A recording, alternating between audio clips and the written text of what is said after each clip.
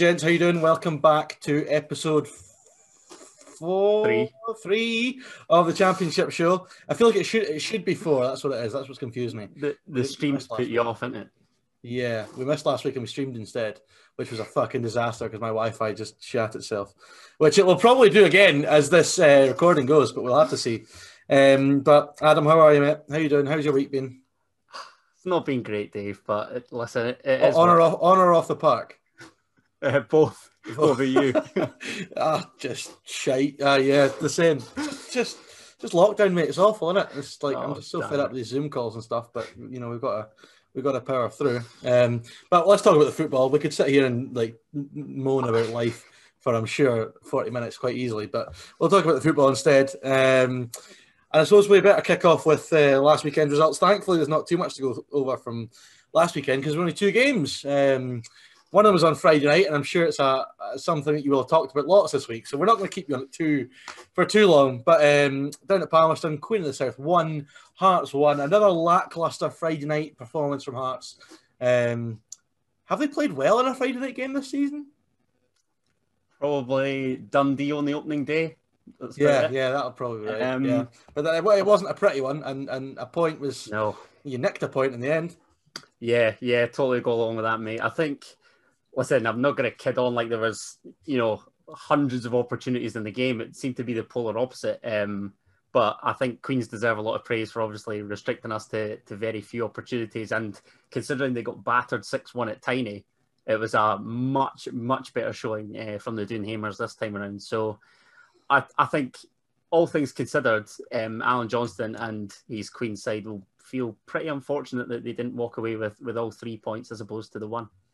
Yeah, it's one of those. I mean, Hearts obviously dominate the ball as you'd expect, but as you're saying, didn't do an awful lot with it, and that's kind of been, when it's been bad for Hearts, it's been pretty bad to watch, and they just seem to run out of ideas. And obviously, it was 2 penalties in the game, so yeah, there wasn't a lot of quality in that game. I think BBC will be kicking themselves they've had a few horror shows on the Friday nights this week, but yeah, it was a brilliant start for Queen of the South to what's been a good week. Obviously, they got another good result, which we'll come on to, but I mean, yeah, boys' penalty right at the end.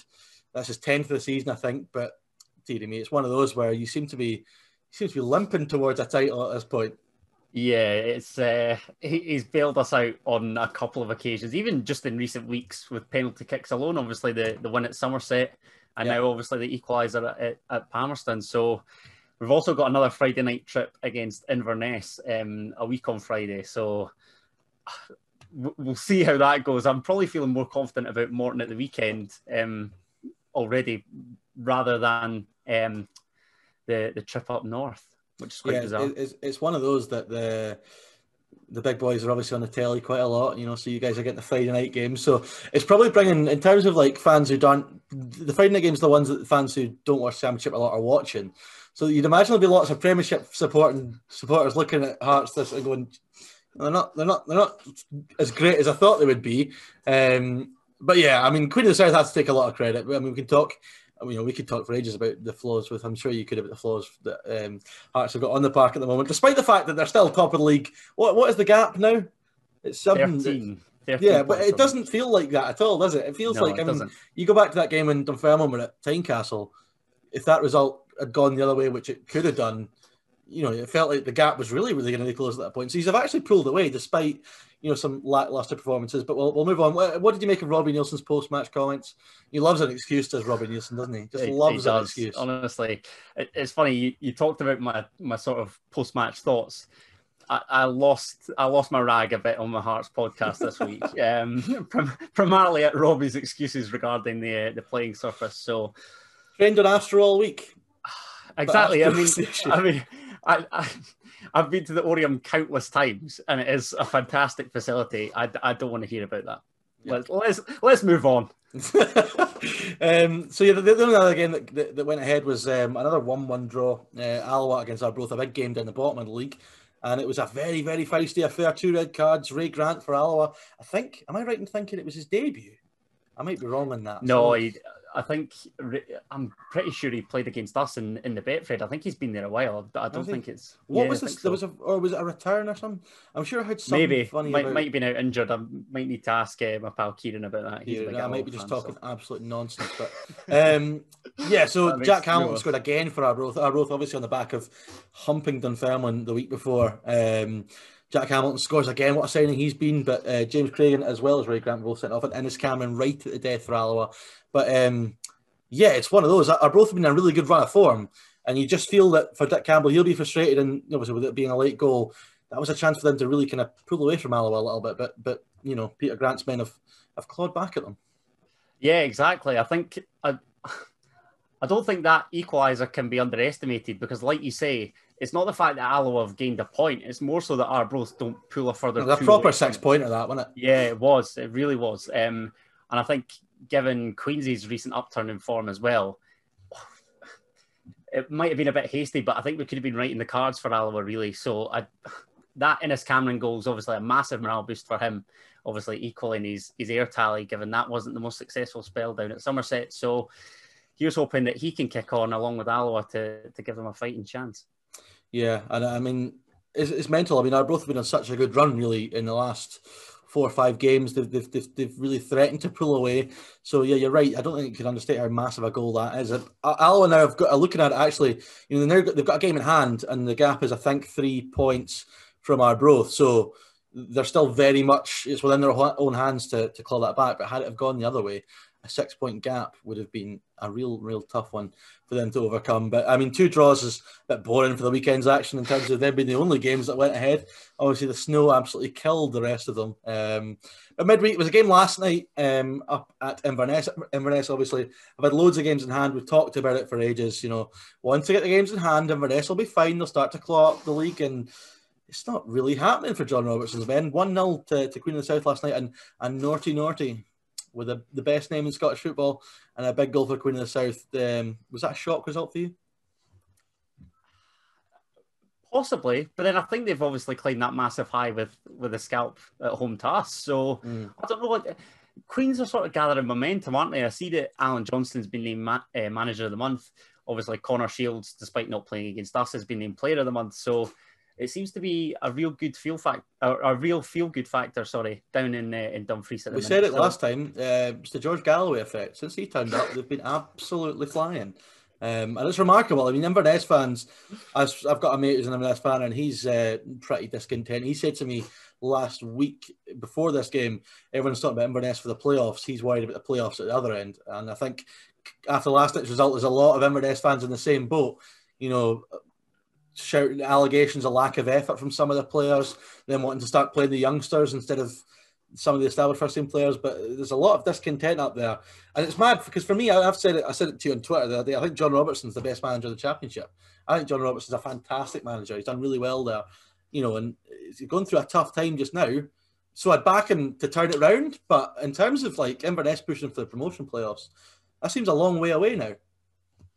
Yeah, I mean, it must be tricky for Robbo to try and motivate the players, given they've had that many call-offs. I mean, if I'm being honest, I was probably more surprised that the game went ahead last night than actually anything regarding the result. So it's a tricky one. But like I say, they've got that Friday night fixture against us, so there's every chance that they might climb 3 points there. And this is the thing. I mean, the games in hand are all well and good, but in the Championship, when it's such a... It's difficult to put a run of games together, and anyone can beat anyone. I mean, last night's result kind of proves that. It's just the points you're after. I mean, you look at teams with, you know, matches still to play. You'd rather, I think, if you like, they've got 4 on Arbroath, which is kind of bad. The gap's only 1 point, but I think out of those 4 games, if you said to them there's 6 points, they'd probably take it just now, especially with the form they're in. So it's all well and good Inverness fans looking at it going, "Oh, we've got these games in hand," but you know, the team are so low in confidence, and obviously not having played. Match sharpness is a massive thing, and they're clearly struggling with that just now. But as you said, a massive win for Queen of the South, and AJ gets manager of the month. I still haven't forgiven him for some of his antics as Dunfermline manager, but we'll move on. Just upset about the way he treated some of my favourite players. But we'll leave it there. I'm not bitter or anything. Yeah, Connor Shields gets player of the month as well. So a massive 2 games for Queen of the South, and we'll come on to them at the weekend, but it's a mental to look at it. They are now 2 points off the promotion playoffs. Yes, Dundee have got loads of games in hand on them, But to even like be that close to the top end now is just remarkable considering where they were. Yeah, it really is. I mean, there they were a couple of weeks back looking over their shoulder. And now, like you say, it seems that their ascent just continues to keep on going. And they've got every right to be looking at the promotion playoffs. Like you say, only a couple points off Dundee. I mean, we have sort of said that we'd be surprised if anybody were to, gate crash the promotion playoff party. But like you say, it just goes to show what a decent run can actually do for you in this league to levitate you up there. Again, it's the same thing I always say to everyone about the championship. You put 2-3 wins together, you go from down the bottom to up the top. It's amazing. I mean, we've seen it at times with Morton have done it this season. Now Queens are doing it. And that's the thing with Inverness and Ayr. For all that I think that the top four is pretty much nailed on, if they do go and put 2, 3, 4 wins together, it can all change. So, I suppose that's a good place to start off because it's probably the game of the weekend, I would say, Ayr against Inverness at Somerset. I mean, 2 teams in desperate need of 3 points. Yeah, couldn't agree more. And it's trying to work out probably who needs it more. I think Ayr's Somerset record's been very impressive. So I think it's probably of a greater need for Inverness, obviously finding themselves in that dreaded playoff position. So it'll be an interesting one. And I would agree with you that given what both teams have to play for, it probably is the fixture of the weekend for me. Absolutely. I mean, Ayr sitting on 17 points, Inverness obviously on 14. Inverness with 2 games in hand. If Inverness go and win this, they go level on points with still 2 games in hand on Ayr. Now, I think if you had to argue about any team breaking into the top 4, it would be one of those 2, just looking at the squads they've got, where they've been in recent years. So, I mean, you're right, if Inverness get the 3 points here, it could absolutely kickstart their season.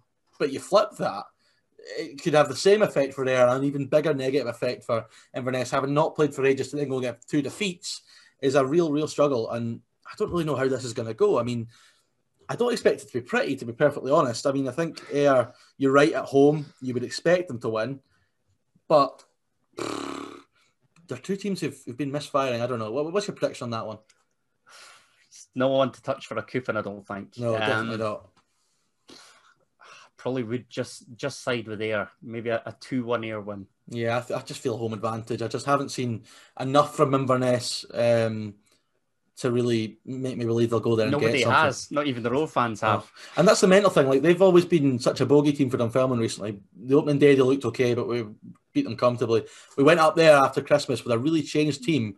And we drew, but it wasn't like as tough as going to Inverness normally is. Normally going to Inverness is one of the toughest places to go for a number of different reasons, and it hasn't been that. So yeah, I'm going to agree with you. I'm going to go 2-0 to the honest men, 2-0 to Ayr. That's what I'm thinking for that one, but can't see it being pretty. Where should we go next? Let's go to Tynecastle, shall we? By all means. I mean, this is just typical Hearts. They'll go and win this 3-0 or something like that. And this will be their bounce back. Because they tend to do this after a bad result. They bounce back with a nice, comfortable home victory. Everything's hunky-dory. And then, it'll fall to bits again in a week or 2. Papering over the cracks, mate. Yeah, I would not be surprised. I would love to be papering over the cracks, 13 points clear at the top of the fucking league. It would be a dream come true. You say that, but then it's just, I don't know. I think the fans' discontent probably comes from the money we've spent, the playing budget available, and I don't know. There's lots of politics surrounding Hearts that I'm not going to delve into on here. Big game for Gary Mackay-Steven, this for me. He really needs to start doing something because he hasn't really done anything yet. And it's another one of those where, he's obviously a talented kid, and he was at Celtic, did okay at Celtic, despite not getting many games. Went to Aberdeen, did okay at Aberdeen. But I still feel like we've never seen the kid we thought we were going to do when he left Dundee United. When he was flying way back then, we thought he would go on to this, that, and the next thing. He's never really found it. And I think for him, it's important he gets a wee run of form. Because there's no doubt he'll be a good player for Hearts for me. He will definitely end up being a decent enough player. But this is the sort of game where if you're him, you've got to make your mark in this sort of game. He was part of that sort of United golden generation, wasn't he? And one of the next big things, I feel like. He was probably the one that I think they most expected to be the big thing. I mean, certainly back then was tipped ahead of Armstrong, I would have said. But yeah, I agree in that it's been a stuttering start. I don't know whether you're just saying that to wind me up, having seen my tweet on Friday night, where I confessed that I thought that he would grab his first Hearts goal down in Dumfries. Obviously, that was not the case. But I think he was sort of showing flashes early doors. Everything that we did create sort of in the first, I don't know, quarter of an hour, sort of 20 minutes, was through him. But then for the next hour to sort of 70 minutes, he was absolutely non-existent, and I'm surprised he stayed on the full 90, if I've got to be honest with you. Yeah, just one thing I forgot to mention about Dumfries was the big battle between Willie Gibson and Andy Halliday. That was very entertaining. I think Willie Gibson would have had him every day of the week. By the way, see, back in the day, when he was in Dunfermline about 10 years ago, Willie Gibson, what a player, by the way. Sensational. But, you know, now he's just filling in at fullback. Exactly, now he's playing fullback after being at Stranraer last year. Just bizarre. But yeah, that was very interesting. I noticed that Halliday was getting a bit of stick off some Hearts fans for his open goal appearance. I mean, I'm not going to slander another podcast on here, but I have to be honest though. See, to be fair, I always think about it like I'm totally for players having something else and having other things and bits and pieces, especially in Scottish football, because listen, they're not set for life playing in the Scottish Championship. They need other things. So fair enough, he can have his media stuff. But see, after you get beat, you know, I want to see them. I want to see him address that game and have a go at how shit the performance was and say we were shit, rather than just having a laugh about Willie Gibson. Do you know what I'm saying? Yeah, couldn't agree more. And you say we got beat.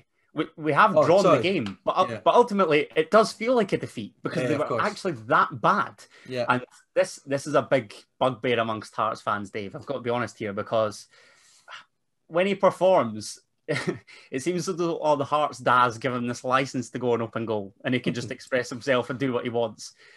But if he has a shocker, like we've said on here, oh my goodness gracious me, he's probably the biggest scapegoat at the minute. And I don't know whether that's because of open goal, Sports Sound, whatever else he appears on, probably Clyde Super Scoreboard as well. So there'll be a bit of the sort of the expectation thing with him being ex-Rangers. Yeah, there's that added expectation, and I think, you know, I don't think he's been great. I think he's been okay at times, but certainly I think maybe the expectations of him are a bit higher than perhaps they should have been for the sort of player that he is. But yeah, a strange one. You certainly could have thought he would have just got Derek Ferguson to fill in last week, but hey ho, we'll leave it. It does totally seem like a sort of Hearts a footballing kind of thing to get angry at. So I hate getting angry at it. It's like when I was moaning about Diego Laxalt playing Fortnite last week, and I just felt like I'd aged about 20 year, 30 year. But yeah, we'll move on from Halliday. I've completely lost where we were. Did we give a prediction in the Hearts game? I don't think we did. No, we didn't. No. Any chat? Oh, that was the other talking point. You know, if Morton were going to have a chance of beating Hearts, how are they going to do it? I would probably say, well, at Capello they sat in and it worked to an extent, but a goal sort of either side of half-time, just before and just after, basically sealed the deal from Jamie Walker.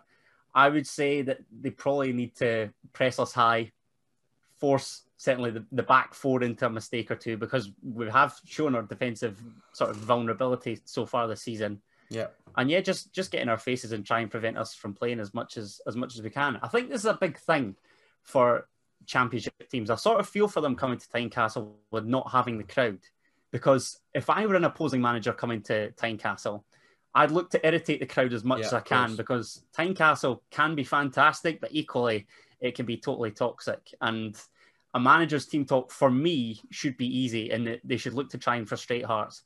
Whether that's through pressing or sitting off, I'm not quite sure, but I'd probably favour pressing if I was an opposition manager. Yeah, it's going to be an interesting one. I certainly think that Hearts will get back to winning ways. I can't see them keeping a clean sheet, though. I'm going to say 3-1 to the Homer and Barts. I've also gone for a 2-0. I've said, a 2-goal margin. I've said that the Watery Farts will make a 2-0 win. 2-0, clean sheet, interesting. Right, let's move it on. Let's go to East End Park next. Why not? I mean, let's do it. I'm hoping I'm going to be there this weekend. That'll be interesting. Need to make sure I'm just hoping the game goes ahead. Fingers crossed, and then we can get back to normal. But Alloa at home. If you ask any Dunfermline fan recently, what is just the worst fixture for every reason, it's Alloa at home. They have been a bogey team for years now, and they just always turn up and beat us. Just always. And it's like Alan Troughton scores against us all the time, and it's so tiresome. And it's one of those I'm probably glad fans aren't there for, because it's what you're talking about Tynecastle. It's the sort of game the film fans would be moaning like fuck on the 50 minutes if we hadn't scored already. And it's going to be, Peter Grant said he'll come in, they'll look to frustrate, play a bit on the counter-attack, but there's actually a lot to be excited for. I know I had a big rant about the Arbroath game and how dreadful that was, but, we've got Craig Whiting in, so that's exciting. Scott Banks is still there. He could play again. That's exciting. We've got the big Lithuanian centre-half, Vitas Gaspuitis. Exciting because it's so random. That's very impressive. It's Vitas or Vitas, I'm not sure. But I'll get there. So there's loads of new players to be excited about. Dom Thomas is back from COVID, which is exciting. So yeah, I'm looking forward to the game. But this is the thing where this is a sort of game where we would have dropped points in last season. So it's kind of like, is the progression there? Which so far this season we've seen that it is. So it's important we get 3 points, especially because that battle for second is getting so touch and go now with us Rovers and Dundee. So I'd fancy us to win, but I don't think it'll be pretty. What are your thoughts from the outside looking in on that one? From the outside looking in, I just find it amazing that there's a Lithuanian that hasn't, been through our academy and has rotted there for several years in the Romanov era. No, I just think that Dunfermline, it's a strange one because the Fife derby, you were so impressive. Amazing, mate. But then, so good. But then Gayfield, as we've touched on, is a tricky place to go. And I don't know. I mean, Dunfermline should have enough to see off Alloa at home. I know you reckon that they're a bogey team and whatever, but I don't know. Maybe the arrival of Craig Whiting could be that lift that they're looking for. I mean, obviously, we talk about your attacking elements all the time. Are you wanting him chucked straight in at the deep end, or well, that's the thing? I'm not fussed. Bring him off what the bench? What I will say is, him having been in training all week, if it doesn't get him the start, will have pushed the likes of Kevin O'Hara, the likes of Banks, Thomas, Fraser Murray, and that can only be on to be better. Well. Yeah, exactly. And we've got squad depth now that I haven't seen at Dunfermline for such a long time. I mean, you could have a front three of Thomas, Down, McManus, or O'Hara, Whiting, and Fraser Murray. Like, to have that, like, amount of players like that is such a big thing to have. Even going back to the winter midfield, you've got like Whittaker, Mayo, Wilson, McInroy, Turner. We've got so many options. So there's kind of no excuse for us not to beat an Alloa at home now. We can't. In previous seasons, we'd have looked at the bench and gone, right, we've got a couple of kids, a couple of defenders, maybe one striker. How do we change a game? There's no excuse now. I mean, at home especially, I'm putting a lot of pressure on them, but I am confident we'll win because I think we have that progression's there on last season, but I can't see it being overly pretty. I'm going to go 3-1, but it'll be a nervy 3-1. Like one of them, you're hanging on at 2-1 and you catch them at the end. I was going to ask you what was the script with Dom Thomas. Is this incident, or so the incident's not been? I honestly, it's something I want to discuss tonight on the Power Talk podcast. Oh, right, okay. The whole I'll go over it here as well. The whole handling of it has been very strange for me, and there was all the rumours before the Hearts game that he did a fallout with Crawford, and then he did a fallout with Turner, and then Turner and him did a fallout with Crawford, and everyone was going, "What the fuck is going on?" Whereas obviously he just caught COVID, and then the club have come out and said, Stevie Crawford said he didn't want to talk about it because it was a private thing. I think we are the only club that I can see in Scotland that hasn't just come out and said a player's got COVID.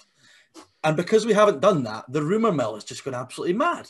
There's all these different talks about all these fallouts and stuff where it's just all rubbish. So I don't understand how we handled it. It's a bit strange for me. But he's back, and I think he'll be ready to play it.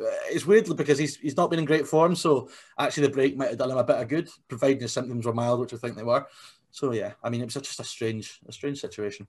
It seemed to me, anyway, sort of on the outside looking in, that he and Turner were sort of dropped simultaneously. I think Turner dropped to the bench, and then he was obviously omitted from a matchday squad, wasn't he? So my instant thought, right or wrong, was bust up. But Crawford had used the word incident as well.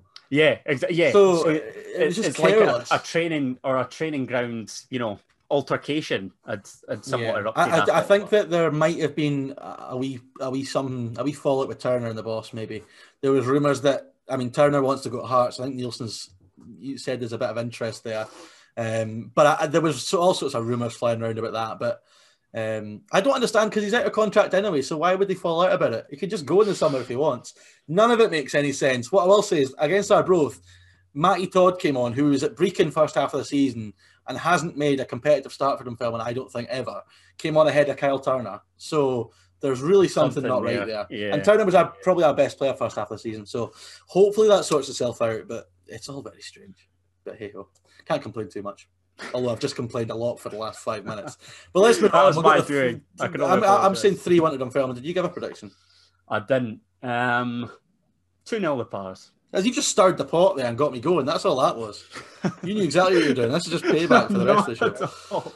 Right. Not at all. There's another tasty fixture. Looking at it now, just having it written down. Arbroath against Wraith. It's a very tasty fixture for a number of reasons. 2 old foxes in the dugouts, and John McGlynn and Dick Campbell. That could be a tasty encounter. Just listen to them two going back and forth. But I just re-listened to the Dick Campbell podcast he did with Cy Ferry. Just hilarious. You haven't listened to it. What a show that was. What a character. But yeah, I mean, they've been in good form, Arbroath. Wraith, obviously, what a season they're having. But again, pressure from Dunfermline and Dundee for that second spot. Going up to Arbroath have been in good form. I've just got a funny feeling that Arbroath are going to keep this momentum going. Ooh, that's an interesting take. And then obviously, I wouldn't go against it, given obviously we've seen what can happen at Gayfield. And Arbroath, again, it seems as though they've been cheating their fans for sort of the first, I don't know, however many games of the division. Now they're obviously on this ascent up the table. So it ought to be tasty. I think as far as Rovers are concerned, they've obviously dropped points against the big boys in both our teams. But it seems as though they're sort of taking they're taking care of everybody else. So I think it ought to be an intriguing one, definitely. And I wouldn't be surprised to see it go either way. Again, it's sort of similar to the Ayr Inverness in that I probably wouldn't go near it on a coup, if I'm honest. I'm going to make an outside claim here. You might agree with this, actually. I think Rovers have probably played the nicest football in the Championship this season. You know, when it is played well, I think they've played some absolutely lovely stuff. There will have been occasions in which Hearts have played lovely stuff, but over the whole, they've kind of got these. They kind of stick to their guns. Rovers. They always play really nice stuff through the middle. Guys likes of Hendry, Dylan Tate, guys like that. Matthews in the middle, really nice, neat and tidy. If Arbroath can rough them up and kind of make it a bit physical, which is kind of what Dunfermline have done with them at times as well. You know, Dunfermline can rough it up and play that way if they want to. So if Arbroath can do that to them, maybe they can disjoint them. It'll be interesting. I mean, this will be Rovers. Oh, no, it won't be. Well, who did they play last? I can't even remember now. Obviously, they didn't play last. Morton away, wasn't it? Because the game was off. They played Morton a week before. They got the points against Morton. But again, I don't think it was pretty. And I think Morton will have made that difficult for them in the way that I think Arbroath will. I don't know. I just feel like when Arbroath find a run, it's surprised me how it's taken them so long to get going because of how good they were last year. And I just think at Gayfield again, it'll be a bit windy again. Yeah, I just think Arbroath are going to do it. I'm going to go with 2-1 to Arbroath. I guess for Arbroath, it's sort of that old saying where they've got somebody that they can kind of hang their hat on. Last season, it was Craig Whiting once he was loaned out from us towards, the end of the season before it was curtailed. And Jack Hamilton coming in just has been a massive morale boost. You've gone 2-1 Arbroath. I'll go 1-1. Oof, that'll do me, to be fair. Any drop Rovers points, I might be happy at this point. I could just see it being tough. There's actually not one game. We've still counted one more, but I'm just looking at the fixtures. There's not many you touch for a coup in this weekend. But let's round it off. Dundee against Queen of the South. Can James McPake's men continue this wee resurgence they've had in the last month or so? And, I think if you'd... I don't know what the odds are, but I would probably hazard a guess they might be favourites for second place now, just with the squad and the January signings. But flipping it, what a week it would be for Queen of the South if they could get a point here. Absolutely, or potentially all three, given, like I say, the momentum that they find themselves gathering. It really would not be surprised, and given Dundee's inconsistencies, I probably wouldn't put it past Queens. This has just been the most bonkers turnaround for me because there I was, I think the first show, absolutely tearing into Queen of the South, and now we're looking at them as though they could gate crash the playoffs. They're not going to gate crash the playoffs. Let's just calm down. I just like to think that I've learnt my lesson here. Listen, I still think they'll go through a rocky patch again. I'm not convinced they're over the worst of it. I was honestly, start of the season, convinced they were getting relegated. Convinced, and even a good 2-3 months in, convinced they were going down. I'm no longer convinced they're going down, but You've not entirely eradicated it. Yeah, I can't see them continuing this, if I'm perfectly honest. Just knowing Alan Johnson and his teams. So do you fancy it coming undone at the weekend then? Yes, is this you saying? I think it'll be the beginning of the downfall. If you will. I think it'll be 3-0 to Dundee this weekend. Oh, Osmond So at the double, Charlie Adam with a third, because they're the two players that drag them through constantly. I don't know. I mean, but although saying that, Dundee have got the habit to just have shockers that you would believe. And if someone said to me, it's going to be 2-0 to Queens, they'll catch from the break twice, it's so easily believable with Dundee. But I just think that I think that Dundee will probably finish second now, if I'm honest. As much as I've tipped them to have a really good season, I still think we will. And ultimately finishing the playoffs is good for us. The quality they've got in that squad now, I mean, it would be a joke if they didn't finish second, to be honest. Especially the wage budget they'll have. No, I wouldn't disagree, mate. I just think defensively, it baffles me how poor they can be at times under a former defender managing them. But like you say, I mean, and a plethora of attacking options. Is that not touch a bit close to home, that statement? I knew you were going to say that. I was thinking, please don't pick up on that. Please don't mention Levine. Honestly. Levine and then fucking Robbie Nielsen as well. To be fair, I did. You could play Levine and Nielsen at centre half now. I think they do a better job than Berra has been doing this season. I made this exact point about Levine for the duration of last season, so that's the only reason why it still rings home. Is Craig Levine still technically employed by Hearts? No. Gone. Thankfully. So he's just occasionally on Sportside now. We need to get him back in a game just for the banter of it all. He needs to get You know, I would be happy to see him do well in another game. It's like when Stephen Presley was tipped for the Kelly job. I was determined for that to happen. It would have been hilarious. Stephen Presley and Yogi in the top flight in 2021. Fucking brilliant, by the way. But yeah, that would be a laugh. I like Yogi. That's the difference. I like Yogi. Yogi could be. We could be talking about Yogi in the Championship show next season, I think, at this rate. But we'll leave that there. There's every chance. Did you give a prediction for that? Dundee. No, I'm going to say 2-1 Dundee. Okay, I'm sticking with 3-0. Just fancy them to turn them over. That's brave. That is brave. And you touched on the manager and player of the month thing. I don't want to praise Alan Johnson anymore than I'm joking. I don't hate him that much. Just a little bit. But that's. I'm just going to check Twitter. I don't know if there was a couple of questions on Twitter. One of which I don't know if you are going to be well versed in answering it, because I don't think you've seen much of him. Either have I, because I didn't see much of him. But what I'll say, so Matthew Duff is the biggest supporter of Talk Scottish Football you're ever going to find. He runs the TSF, his class account. When Stephen Welsh was on loan at Morton last season, did you have any indication he would start for the Celtic first team this season? You would have been fucking bonkers to predict he'd play for Celtic, because one, he wasn't that great at Morton, and two, how can someone who wasn't great for Morton be playing for Celtic? How's that even possible? But apparently it is possible. Apparently he's now their best defender, so that's hilarious. But yeah, Ayer, who was linked to the move to Milan. Ayer. But Ayer just kind of plays whatever the hell he wants now, doesn't he? So, well, that's true. But there's a couple of questions on Instagram here as well. Aidan Carlin asks, this is a good question. Which Championship player is most likely to be signed by a Prem team in the summer? I've got an easy answer for that. Ewan Murray for me. Oh. Yeah. That's out of contract in the summer. Aberdeen linked. Kelly linked. I don't think it'll be a permanent deal, but I wouldn't be surprised to see Kai Kennedy get a Premiership move out on loan. Yeah, that's a good shout. Fraser Murray's a good shout for that as well. So is Lewis Mayo. Yeah. They're good shouts. Of others off the top of my head. I mean, I think there's a couple. On you go. Sorry, mate. No, on you go. I was thinking Dylan Tate from Rovers, but he's just signed a new deal not that long ago, so I'm not sure. I was going to say Regan Hendry from Rovers. Yeah, so a couple there.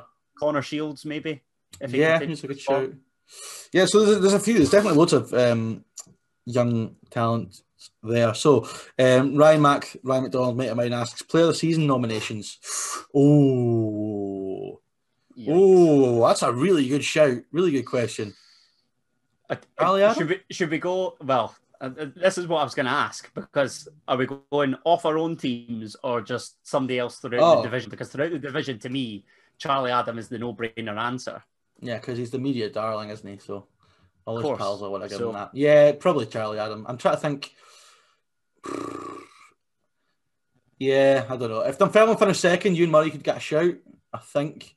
But I don't see him beating Charlie Adam. He'd probably be. I don't even think Ewan Murray's been our player of the season. But it's one of those where, having watched Dunfermline every single week, I wouldn't give him player of the season for us. But people who won't have watched us every single week and will just read match reports will probably have given it to him. So yeah, and it must be hard for a centre half to win player of the season. Realistically, yeah, but he threatened to be the top goal scorer at the start. He's dried up big time. He's not scored in fucking ages. An absolute the drought continues. Him and Dom need to get back training, just whipping crosses in all the time. Deary me. Honestly, it's a drought at this point.